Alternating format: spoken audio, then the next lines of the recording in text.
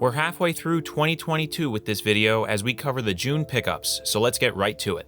To start, we have a few items sent in by viewers, such as this British Soldier 95 DPM set in a rather clean and lightly used condition. The wide variety of DPM uniforms and variants is always fun to collect. A history of video on this camouflage is in the works, but it's slow going, due in part to the lack of info surrounding the development and evolution of the actual design, rather than the cuts of garments, which seems to be more chronicled. Either way though, thank you Yusuf Timms for sending the set.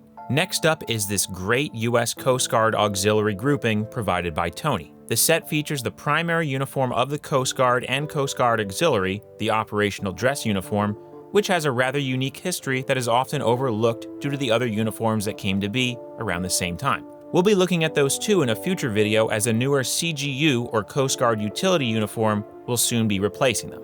Moving on are a few hats from Russia, Finland, and the United States. The Russian one is an interesting water-resistant cold weather one used by Oman and MVD forces since the 1990s. This pattern, a tiger stripe design, is a part of a much larger family consisting of a few variants. Next up is another winter hat, this time with Finland's M62 pattern. The castle image on the inside will often denote pieces as military issued. Last, and perhaps most interestingly, is this US Type 3 cap in the 6-color desert, aka chocolate chip. Being that the pattern has been around in one shape or another since the mid-70s or so, though in a much more limited capacity, pieces were made in uniform cuts that came before the introduction of the now famous BDU. This was one of them. Hats like these are often seen in the olive green colors, so finding one was truly a surprise. Speaking of lesser known and older garments, up next are a few US test pieces, presumably used for the creation of newer military uniforms, such as the Air Force's Airman Battle Uniform and the Navy's Navy Working Uniform. These occasionally pop up and sport a variety of different features and almost always include a basic number written on the collar tag. Additionally, they seem to be often made out of older and more abundant fabrics such as woodland and 3-color desert. Moving away from the United States is this rather peculiar Chinese set. Listed as an imaginary enemy uniform, this was supposedly used before the introduction of the Blue Armies, that being the name of China's opposing force for training purposes, many digital uniforms that seem to have popped up in China around the same time as the Type 07 patterns. The interesting thing about this one though is that it features a patch similar in shape to many US Air Force ones, but most oddly has a camouflage pattern that is remarkably close to Taiwan's previous generation ERDL pattern. Whatever these were used for, it is hard to say, but regardless of origin, this is one strange piece. Next up are two different pieces from two different areas of the world, but share something in common.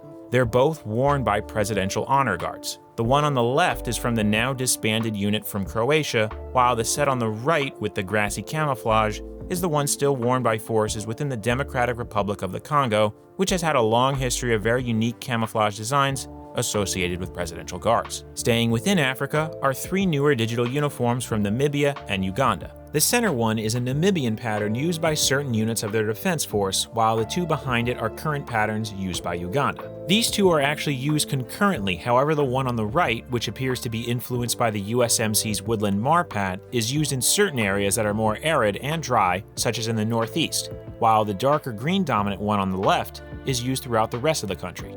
And finally, to round things off, we have 2 items from Bulgaria. An M51 helmet painted for use by military police, and a lesser seen DPM variant in a working uniform cut, which is more often seen on helmet covers. This pattern was initially introduced for use during NATO missions in the Balkans and other special circumstances, but has since been seen sporadically elsewhere. But that will about do it for June of 2022. Again, a very special thanks to Yusuf Timms and Tony for sending their pieces in. They'll be of great help with development of their respected videos in the future. Again, if anyone is interested in sending or selling anything, feel free to get in contact. Alternatively, our address can be found in the description below.